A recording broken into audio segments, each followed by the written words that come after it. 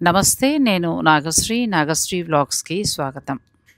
వారణాసిలో మొదటగా శివ పార్వతుల కళ్యాణం, ఆ తర్వాత వల్లీ దేవసేన సమేత సుబ్రహ్మణ్యేశ్వర స్వామివారి కళ్యాణాలు పూర్తయిన తర్వాత, అదే రోజు రాత్రి బయలుదేరి నేపాల్‌లోని జనక్‌పూర్‌కు చేరుకున్నాం. అంటే నెక్స్ట్ డేకి చేరుకున్నాం. మరి నేపాల్‌లోని జనక్‌పూర్‌కి రావాలంటే పాస్‌పోర్ట్ తప్పనిసరా? ఎలా వెళ్ళాలి? ఈ వివరాలన్నీ కూడా మనం ఈ వీడియోలో తెలుసుకుందాం. ఇక వారణాసిలో అయితే చెప్పాను కదండీ! కొంచెం ఎండగా, అలాగే కుంభమేళా ఎఫెక్ట్ కూడా చాలా ఉంది. విపరీతమైన క్రౌడ్ ఉంది. ఏ రోడ్డు చూసినా కూడా జనమే. దానివలన ట్రైన్‌లో వచ్చిన వాళ్ళు కొంత ఇబ్బంది పడ్డామని అందరూ కూడా చెప్పారు. చాలా ఇబ్బందులు పడ్డారట వారంతా కూడా. ఇక ఆ విషయాలన్నీ తర్వాత మనం చర్చించుకుందాం. ముందు మనం జనక్‌పూర్ విశేషాల్ని తెలుసుకుందాం రండి. వారణాసి నుంచి నైట్ అంతా జర్నీ చేసిన తర్వాత మార్నింగ్‌కి మేము సీతామర్హి అనే ఒక ప్రాంతానికి చేరుకున్నామండి.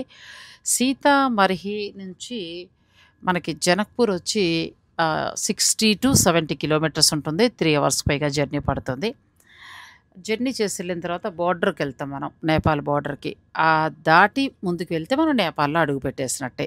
మరి ఒక దేశం దాటాలంటే ఖచ్చితంగా మనకి వీసా, పాస్‌పోర్ట్ లాంటివన్నీ ఉండాలి కదా! అయితే ఇక్కడ ఆ ప్రాబ్లమ్ ఏమీ లేదు. మన దగ్గర పాస్‌పోర్టేనా, లేదంటే ఆధార్ కార్డు, లేదంటే ఓటర్ కార్డ్ ఉన్నా ఇక్కడ వాళ్ళు పర్మిషన్ ఇస్తారు. అవన్నీ కూడా కరెక్ట్‌గా ఉండాలి. మావేంటంటే మరి 12 బస్సుల పైన ఉన్నాయి. ఆ తర్వాత ఏంటంటే వెహికల్స్ ఉన్నాయి. వీటన్నిటి కోసం ఏంటంటే టైం పట్టిందండి. చాలా టైం పట్టింది. మాకైతే 1 అవర్ పట్టింది. మా వెనకాల బస్సులకి 1 అవర్ పట్టింది. కొన్ని బస్సులకైతే 2 అవర్స్ కూడా పట్టింది.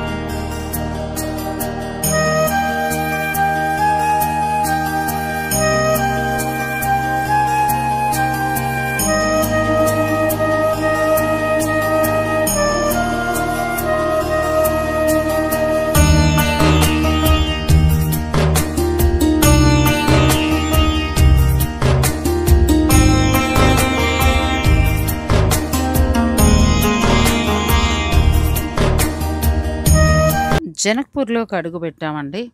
అంటే బోర్డర్ నుంచి ఒక 20 మినిట్స్ జర్నీ చేస్తే జనక్‌పూర్‌కొస్తాము.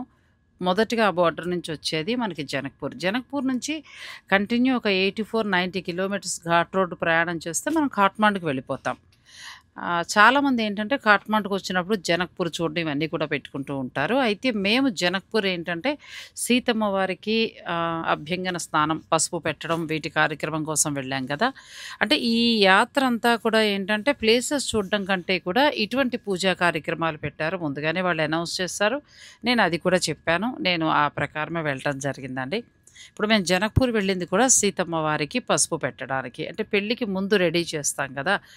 పెళ్లి కూతుర్ని చేయటం అన్నమాట. ఇక జనక్‌పూర్ విశేషాలు కూడా తెలుసుకుందాం. నేపాల్‌లోని మిథిలా ప్రాంతం అని కూడా అంటూ ఉంటారు. జనక్‌పూర్‌లో మనకి సీతమ్మ వారి ఆలయం ఉంటుందండి. ఈ ఆలయం ఏంటంటే కొంచెం నేపాలీ నిర్మాణ కళకి సంబంధించిందిగా ఉంటుంది. నేపాల్‌లోని కొయిరీ శిల్పకళకు ఇది చాలా ముఖ్యమైన నమూనాగా పరిగణించబడుతుంది. ఇంచుమించుగా అది కొయిరీ గోపురాల మిశ్రమ శైలిలో 4860 చదరపు అడుగుల విస్తీర్ణంలో ఉంటుంది. ఈ ఆలయం అంతా కూడా పూర్తిగా పాలరాయితోటి తయారు చేశారు. మొత్తం ఈ కోటలో అంతా మనం కౌంట్ చేసుకుంటే 60 గదులకు పైగా ఉన్నాయి. రామాయణ కాలంలో జనక మహారాజు అంటే ఇది విదేహీ రాజ్యంగా పిలుస్తూ ఉంటారు. విదేహ రాజ్యంగా ఈ ప్రాంతాన్ని పరిపాలించాడని చెప్తారు. ఇక్కడే సీతమ్మ వారు జనక మహారాజుకి దొరకడం, ఆ తర్వాత పెరగడం, ఆ తర్వాత ఏంటంటే ఆహ్, స్వయంవరం ప్రకటించటం, శ్రీరాములు వారు రావటం, శివ ధనుస్సును అంటే శివుని విల్లుని విరచటం, ఆ తర్వాత సీతమ్మ వారితోటి ఘనంగా వివాహం జరగడం, ఇవన్నీ కూడా ఆలయ సమీపంలోనే జరిగాయి అని చెప్తూ ఉంటారు. ఇక్కడ సీతమ్మ వారి ఆలయం ఉంది. ఆలయం చుట్టూ ఉన్న ఈ కోటనైతే 1910లో నిర్మించారటండి. ఈ మందిరానికి అంటే ఏమని పేరుందంటే నౌలఖ్ మందిర్, అంటే అప్పట్లో 9 లక్షలు అయిందిటండి. అంటే ఇప్పుడంటే మనకి తక్కువగానే అప్పట్లో అంటే మన లెక్కలో చూసుకుంటే, అంటే అప్పటి లెక్కల్లో చూసుకుంటే 900,000 రూపాయలు అయిందిటండి. అంటే 9 లక్షలుగా చెప్తూ ఉంటారు.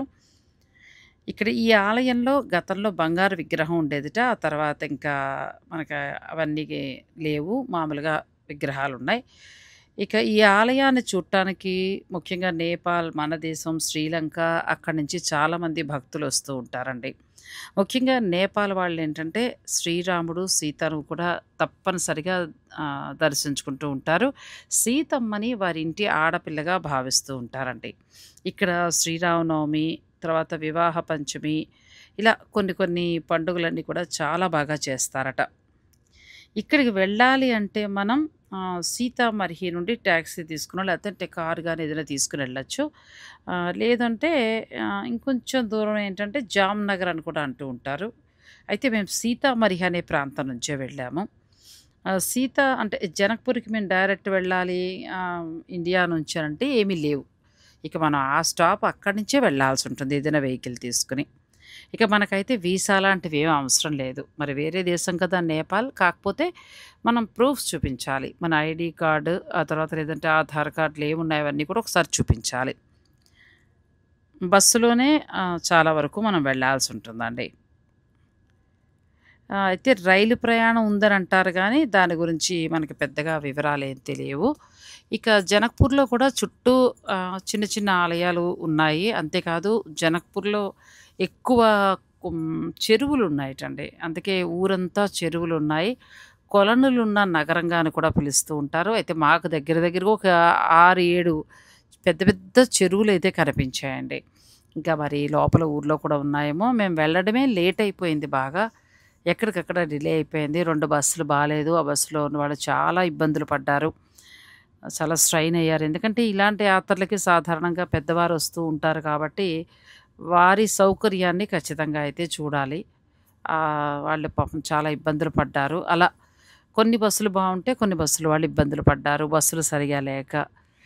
ఇక్కడ ఇంకొక సమస్య ఏంటంటే, మరి బీహార్ బోర్డర్‌కొచ్చేది మనం బోర్డర్‌కొచ్చేసాం కదండీ! మన ఇండియా బోర్డర్‌కి. బీహార్‌లో ఏంటంటే, పెద్దగా అన్ని సౌకర్యాలతోటున్న ఆ సీతామర్హి నుంచి బస్సులుండవు. ఆ ఉన్న బస్సులే మనం అడ్జస్ట్ చేసుకోవాలి అని టూర్ వారు వారిని అడిగినప్పుడు వాళ్ళు చెప్పారు. కానీ ఉన్నంతలో కొంచెం మంచి బస్సులైనా చూసుంటే ఇబ్బంది పడకుండా ఉండేవారేమో. అయితే మేము జనక్‌పూర్ చేరుకున్న తర్వాత మేము చేసిన కార్యక్రమాన్ని కూడా మీకు చూపించాలి కదండీ! సీతమ్మ వారికి పసుపు పెట్టే కార్యక్రమాన్ని కూడా